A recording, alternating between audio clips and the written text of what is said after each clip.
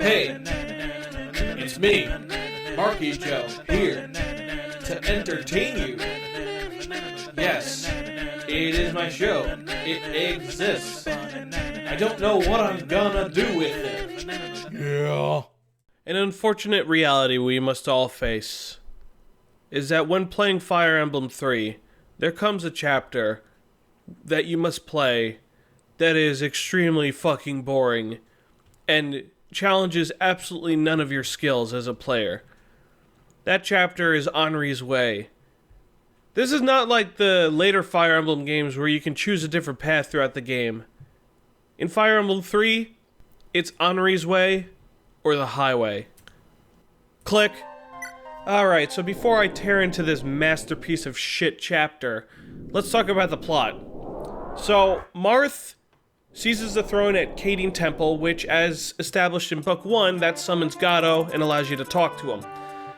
Gato is like, dude, Hardin has the Dark Orb, and that's really bad because now you can't beat him unless you get the Light Orb. I have the Light Orb, I can give it to you so that you can beat him, but you're gonna have to do some things for me to prove your worth. First things first, head north from Kadene Temple, the Marmator Desert or whatever, I don't know what the fuck it's called. Head north there, head to Thebes Tower, there's a dude I want you to meet. He's very important for your journey. And you know, Marth's like, well, I guess I have no choice, I need to do this. And thus he heads off to, this place. Oof. Marmator, okay. Marmator Desert, fuck, man. Anyway, Jagan's telling you an excerpt of how fucked up this place is and how scary it is. None of it is true, by the way. And this shit about the Illusion Town, I don't know what the fuck he's even talking about here, because there's no towns. It's never even like... whatever. Point is, Henri came here to obtain the Divine Sword Falchion to save his beloved woman, Artemis, who was the princess of Achaea back 100 years ago. But, oh yeah, we got some good music. What I like about the beginning cutscene of this chapter is that, like, there's some really ominous music playing, and then we get the theme of love. One of the things that I really like about the mid-game of Fire Emblem 3 is, like, how ominous it sounds. But anyway, so the dragons were fucking the humans up. The humans kept trying to fight back, but failed. Artemis, the princess of Achaea, hid in Erisha and was prepared to give up her life. But the people were like, no, we gotta fight. And then some Duke Cardis, fought with the Royal Shield, which, as we know, is the Fire Emblem. And he gained this shitload of support, which allowed things to go into the favor of the humans. But then, Medeus, the asshole he is, came out, and, you know, he's got that dark breath. He doesn't brush his teeth. So his breath is so powerful that it halves your strength, which I thought was weird that Jagan said halved your strength. That's like way too gameplay-y. But anyway, at this point, the humans are back to losing again, but then Henri goes to head on a journey to get the Divine Sword Falchion by heading through the Marmator Desert. And that's ultimately all Jagan tells us. Alright, so, remember... oh, fuck, dude, I'm sorry, I'm sick.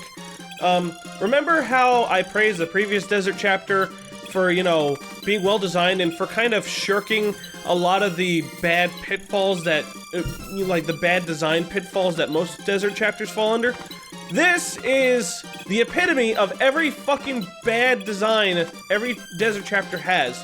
First things first, every fucking tile that you can traverse on in this desert is desert tile, which means that no matter what, all of your units that are grounded on the floor that aren't magic users are going to be impeded severely.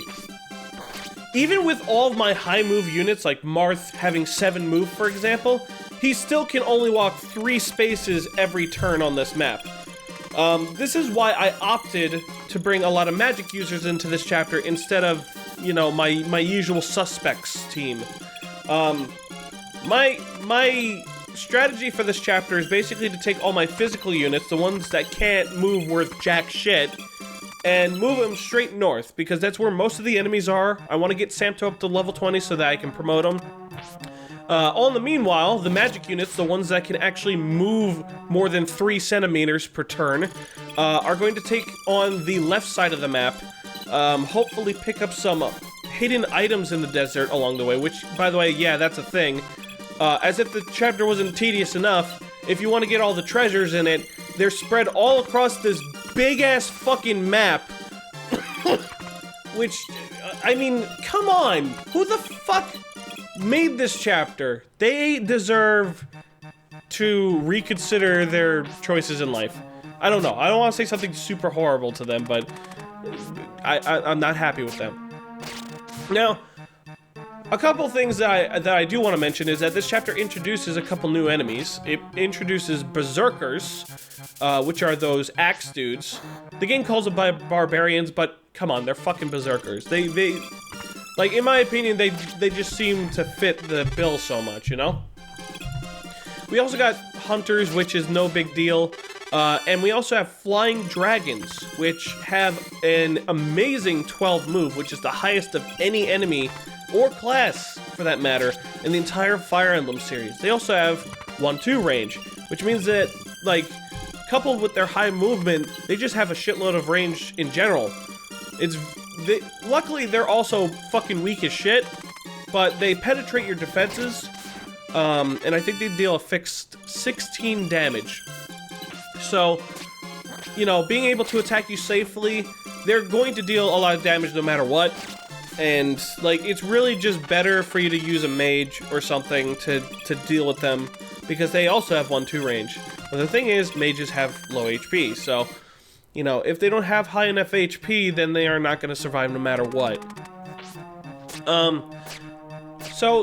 These guys are actually, in the next chapter, the Flying Dragons are used quite cleverly in the next chapter, because they're, you know, I guess we'll get into that later, but, you know, it's worth noting that another enemy type that is introduced in this chapter is,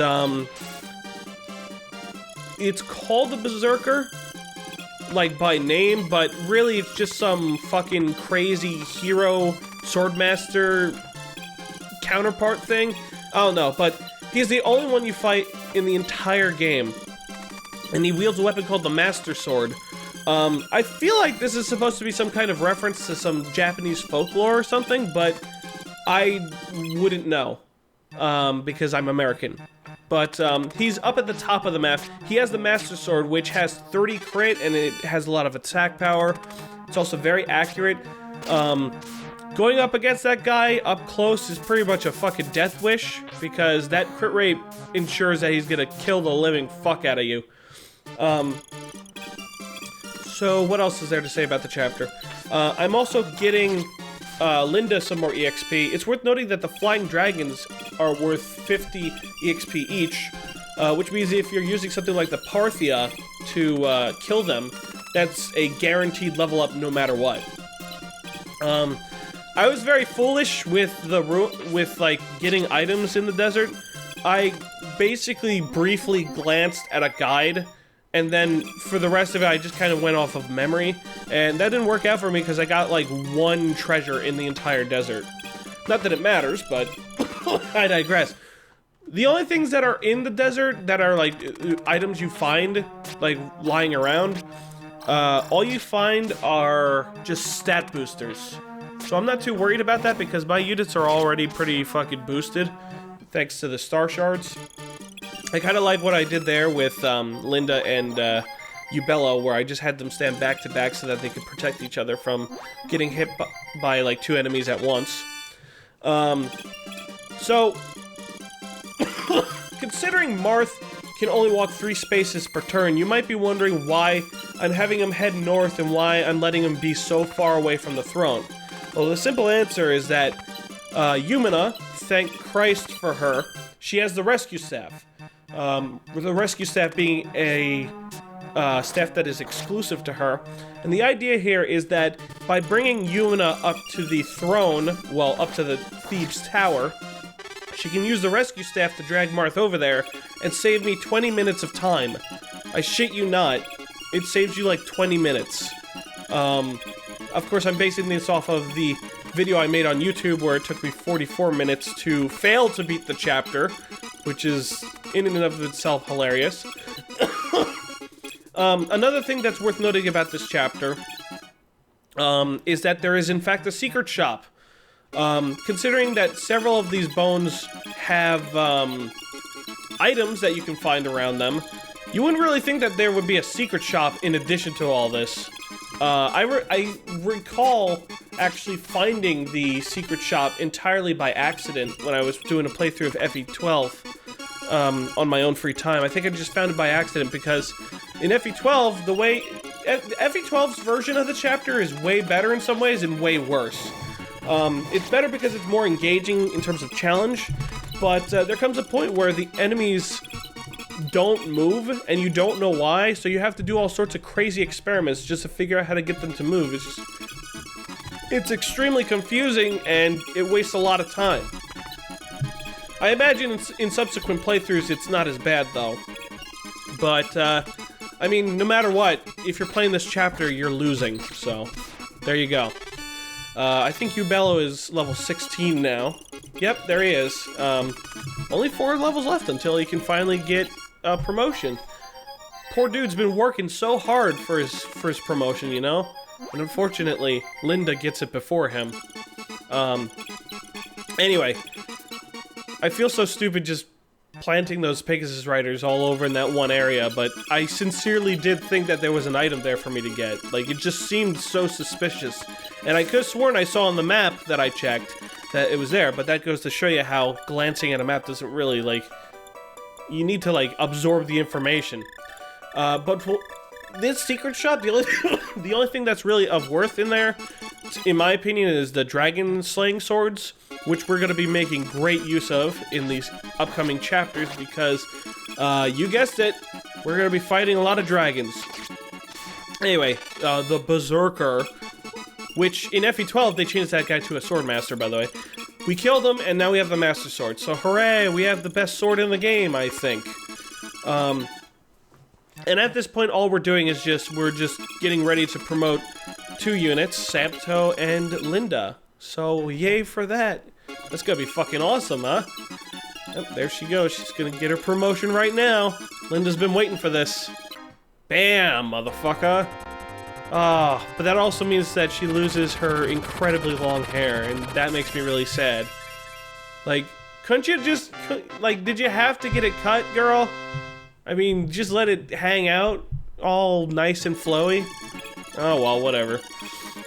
Beggars can't be choosers. It's her decision at the end of the day. She's a strong, independent woman who don't need no man. Alright, enough of that silliness. Now it's time to get Samto a promotion. Yay! Sorry. Ah, fuck, man. I hate coughing so much. But when your throat's dry, it just happens. But yeah, now Samto has blonde hair. Yay! His promotion games are not as good as the sniper promotion games, but hey, look at those fucking stats. That guy is ready to rock the house.